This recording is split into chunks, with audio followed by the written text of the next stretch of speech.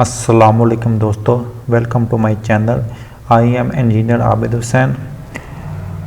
दोस्तों, आज से मैं कंक्रीट स्ट्रक्चर डिज़ाइन का फुल कोर्स स्टार्ट करने लगा हूँ। इस कोर्स में आपको कंक्रीट स्ट्रक्चर डिज़ाइन का फुल मेथड सीखने को मिलेगा।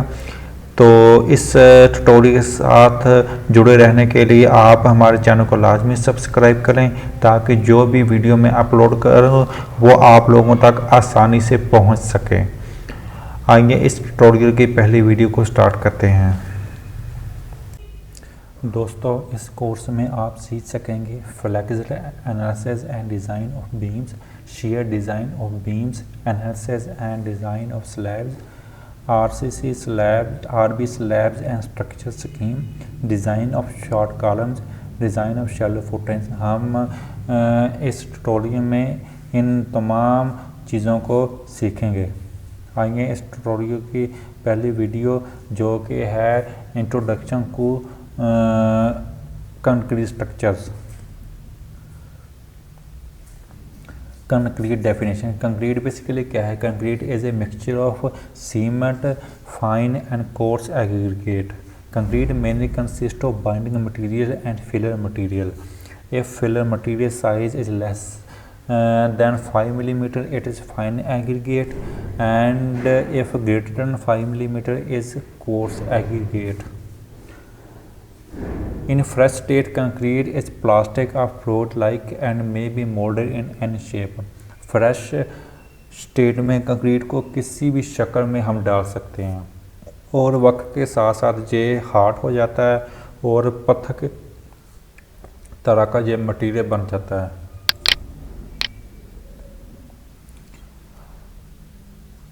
कंक्रीट की दो टाइप्स होती हैं। एक है प्लेन सीमेंट कंक्रीट यानी पीसीसी, और दूसरी है reinforce cement concrete RCC. Mixture of cement, sand and coarse aggregate without any reinforcement is known as PCC. दोस्तों, पीसीसी ये कंप्रेशन में स्ट्रॉन्ग होता है और टेंशन में वीक होता है। इसकी टेंसाइल स्ट्रेंथ इतनी कम होती है कि उसको डिज़ाइन में बिल्कुल इग्नोर ही कर दिया जाता है। उसके बाद आता है reinforced cement concrete RCC. Mixture of cement, sand and coarse aggregate with reinforcement. अगर हम रीइंफोर्समेंट को ऐड कर देते हैं तो वो बन जाता है आरसीसी, और इस केस में उसकी जो टेंसाइल स्ट्रेंथ होती है वो इम्प्रूव हो जाती है, बढ़ जाती है, बेहतर हो जाती है। दोस्तों, कंक्रीट की जब हम उसके रिक्वायर्ड स्ट्रेंथ को अचीव करना हो तो उसकी एक मिक्स प्रोपोर्शन बनाते हैं सीमेंट, सैंड और क्रस्ट की। जैसे कि जहाँ स्टैंडर्ड 3 मिक्स प्रोपोर्शन है, जैसे कि 1:1.53, 1:4, 1:4:8। और इसमें हम वाटर सीमेंट रेशो को भी मेंटेन करते हैं, जो कि होती है 0.3 to 0.7। ये भी रिक्वायरमेंट के मुताबिक होती है। For a mix proportion of 1:4 and water cement ratio is equal to 0.5। If cement is 50 kg, then sand it is double of cement, means 2 into 50 is equal to 100 kg. Crush 4 times of cement, means 4 into 50 is equal to 200 kg. Water is equal to half of cement. It means water cement ratio is equal to 0.5, multiply 0.5 into 50 is equal to 25 kg.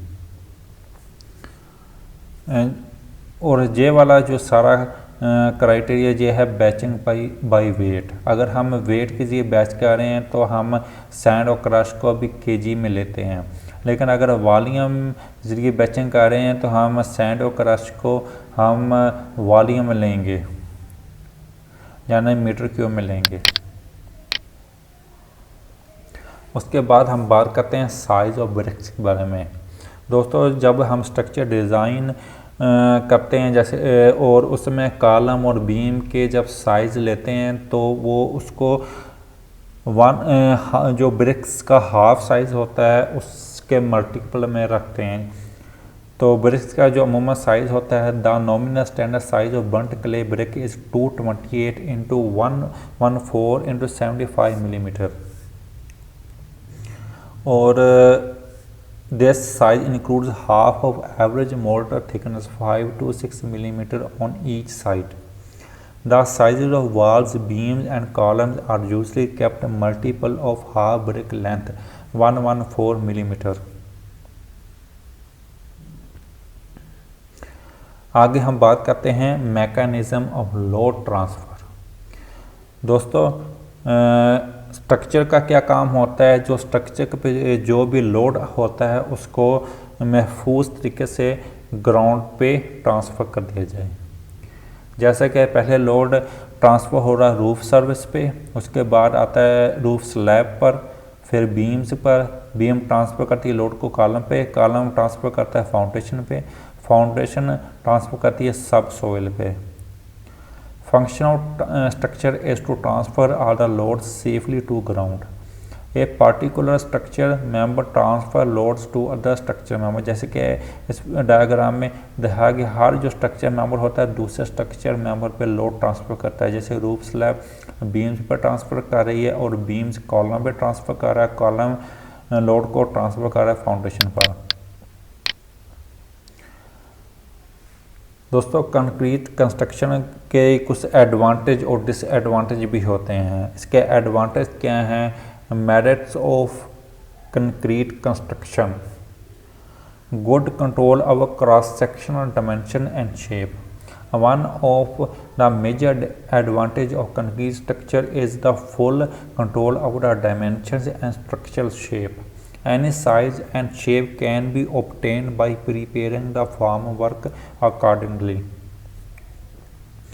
दूसरा इसका जो फ़ायदा availability of materials, concrete को cast करने के लिए, इसको mix करने के लिए जो मटेरियल चाहिए होते हैं वो मार्केट में इजीली अवेलेबल होते हैं।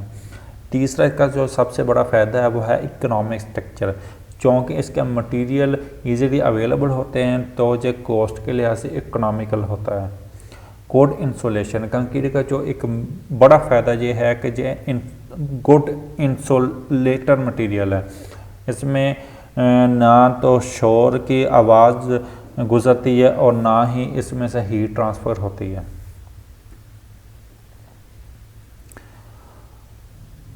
इसके अलावा इसका जो फ़ायदा है, इसका जो स्टील और कंक्रीट के दरमियान अच्छा बॉन्ड बनता है, जिससे कंक्रीट की जो स्ट्रेंथ होती है वो इम्प्रूव हो जाती है।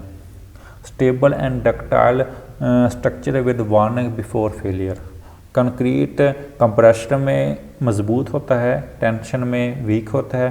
तो स्टील टेंशन में मजबूत होता है तो हम कंक्रीट की टेंसाइल स्ट्रेंथ को इम्प्रूव करते हैं बाय एडिंग स्टील रिइंफोर्समेंट, जो कि फिर एक स्टेबल स्ट्रक्चर को शक्ल देती है। कंक्रीट स्ट्रक्चर एक बहुत बड़ा फ़ायदा ये भी है कि less chances of buckling. Steel structure के मुकाबले में कंक्रीट स्ट्रक्चर में बकलिंग के चांसेस बहुत कम होते हैं, क्योंकि कंक्रीट स्ट्रक्चर स्लिम नहीं होता। एस्थेटिक्स, कंक्रीट स्ट्रक्चर ये भी एक फ़ायदा है कि ये एस्थेटिकली गुड होता है और क्लैडिंग जो होती है वो इसमें ज़रूरी नहीं होती। लेस चांसेस ऑफ रस्टिंग, क्योंकि स्टील रिइंफोर्समेंट कंक्रीट के अंदर मौजूद होती है तो उसके जो रस्टिंग के चांसेस होते हैं, जंग लगने के जो चांसेस होते हैं वो बहुत कम होते हैं। आगे डीमेरिट्स ऑफ कंक्रीट कंस्ट्रक्शन, पहला जो इसका नुकसान है, डिसएडवांटेज है, वो है weak in tension. Concrete weak tension में वीक होता है तो उस टेंसाइल स्ट्रेंथ को इम्प्रूव करने के लिए बहुत बड़ी मकदार में स्टील की ज़रूरत होती है। Increase self weight, concrete structure का अपना जो वज़न होता है बहुत ज़्यादा होता है। सिर्फ अपने ही वज़न को बर्दाश्त करने के लिए इसके जो साइज़ होता है कॉलम बीम स्लैब का वो बहुत ज़्यादा रखना पड़ता है। क्रैकिंग, स्टील स्ट्रक्चर के मुकाबले में कंक्रीट जो होता है वो क्रैक पैदा करता है और उन क्रैक्स को कम करने के लिए हम स्टील इन्फोर्समेंट का इस्तेमाल करते हैं। उसके अलावा इसका एक बहुत बड़ा डिसएडवांटेज ये भी है कि ये इसमें अनप्रेडिक्टेबल बिहेवियर होता है। फॉर एग्ज़ाम्पल आप एक टाइम पे इसका कोई भी 1:4 फर्ज कर लें रेशो इसके कंक्रीट बनाते हैं, दूसरे टाइम पे फिर 1:4 रेशो से ही कंक्रीट बनाते हैं, मटेरियल भी सेम है लेकिन टाइम डिफरेंट है, तो इस दोनों में जो फ़र्क भी आ जाएगा। स्ट्रेंथ का भी थोड़ा सा फ़र्क होगा, इसके स्ट्रक्चर में भी थोड़ा सा फ़र्क होगा। तो इसको कहते हैं अनप्रेडिक्टेबल बिहेवियर। आप रेशो भी सेम है, मटेरियल भी सेम इस्तेमाल कर रहे हैं, तभी उनकी स्ट्रेंथ बिल्कुल मैच नहीं करेगी। इन इलास्टिक बिहेवियर से मुराद ये है कि इसकी जो स्ट्रेस स्ट्रेन कर्व है वो लीनियर नहीं होती, जैसा कि स्टील स्ट्रक्चर केस में होती है। स्टील की जो स्ट्रेस स्ट्रेन कर्व होती है वो शुरू में लीनियर होती है, स्ट्रेट होती है। Shrinkage and creep. Shrinkage is a reduction in volume. It takes place due to loss of water even when no load is acting over it. Creep is reduction in volume due to sustained loading when it acts for a long time. This problem is absent in steel structures.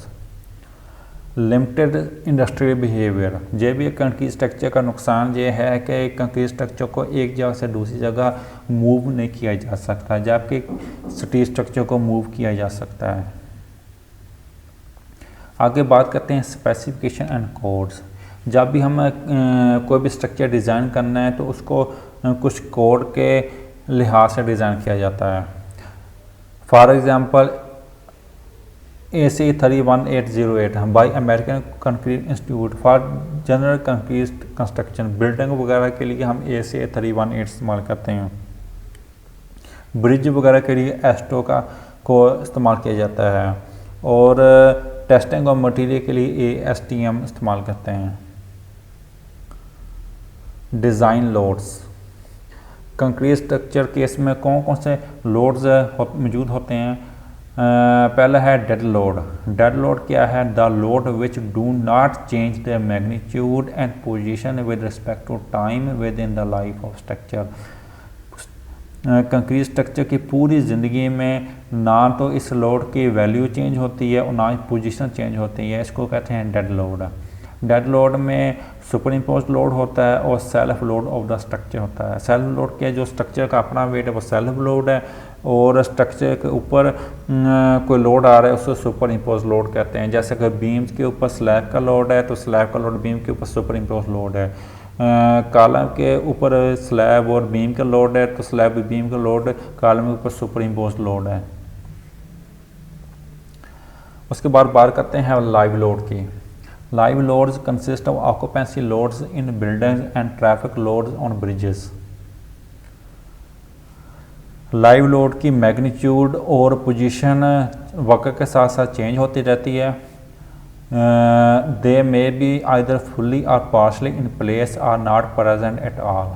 ठीक है, और किसी भी time पे इसकी जो magnitude होती है, डिस्ट्रीब्यूशन होती है, अनसर्टन होती है, गैर यकीनी होती है, उसको मुहैया नहीं किया जा सकता। Service are characteristic load. The maximum intensity of load expected during the life of the structure depending upon a certain probability of occurrence without any additional effect of safety.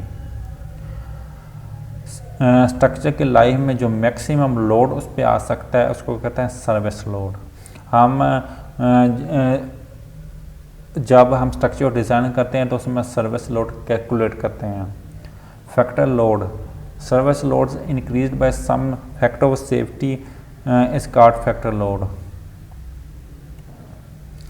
आगे हम बात करते हैं डेंसिटी ऑफ इम्पोर्टेंट मटेरियल्स। जैसे कि PCC की density है 2300, RCC की 2400, brick masonry have a density of 1900 into 1930, earth sand brick प्लास्ट have a density of 1600 into 1800। Intensity of live loads. Live loads की जो इंटेंसिटी है वो इसके पर्पस के लिहाज से होती है, ऑक्यूपेंसी के लिहाज से होती है। जैसे रेजिडेंशियल के लिए 200 kg पर मीटर स्क्वायर, ऑफिस के लिए 250 × 425 kg पर metre square, library reading room 300 kg पर metre square, library stack room 730 kg पर मीटर स्क्वायर, वेयर हाउस और हैवी स्टोरेज 1200 kg पर metre square. Limit states. Limit states is defined as a stage in the loading after which a structure cannot fulfill its intended function. Limit states structure की वो stage होती है जिसके बाद वो अपना फंक्शन करना छोड़ देता है। इसकी दो टाइप्स होती हैं, एक होती है स्ट्रेंथ लिमिट स्टेट और दूसरी होती है सर्विसिबिलिटी लिमिट स्टेट। जो स्ट्रक्चर को स्ट्रेंथ के लिहाज से चीज़ें उसमें आती हैं, जैसे कि maximum ductile flexor strength, ultimate shear strength, buckling, fatigue, fracture, progressive collapse, formation plastic mechanism, overturning and sliding. ठीक है, इसको डील करने के लिए स्ट्रेंथ लिमिट स्टेट इस्तेमाल करते हैं। सर्विसिबिलिटी लिमिट स्टेट क्या होती है, जो ऑक्यूपेंसी रिक्वायरमेंट होती हैं, जैसे excessive deflection, undesirable vibration, permanent deformation, deterioration, excessive cracking, corrosion of steel and behaviour under fire. आगे हम बात करते हैं basic design equation. Applied action into factor of safety is equal to maximum internal resistance.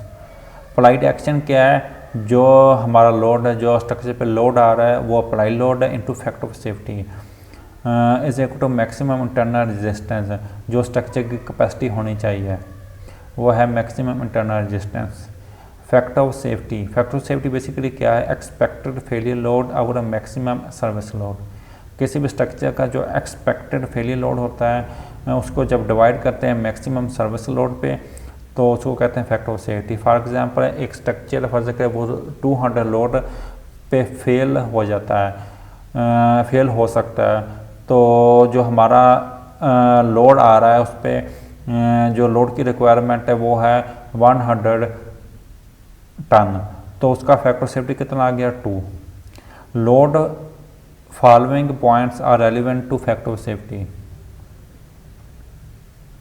It is used to cover uncertainties due to applied loads, material strength, poor workmanship, unexpected behavior of structure, thermal stresses, fabrication, residual stresses. इन तमाम चीज़ों को cover करने के लिए हम factor safety इस्तेमाल करते हैं। मतलब अगर कंक्रीट स्ट्रेंथ में कोई इशू है, पूर वर्कमैनशिप है, थर्मल स्ट्रेसेस है, फैब्रिकेशन एरर है, रेजिड्यू स्ट्रेसेस हैं, तो ये तमाम चीज़ें फैक्टर सेफ्टी कवर करती हैं। Factor safety provided then at service loads deflection and cracks are within limits.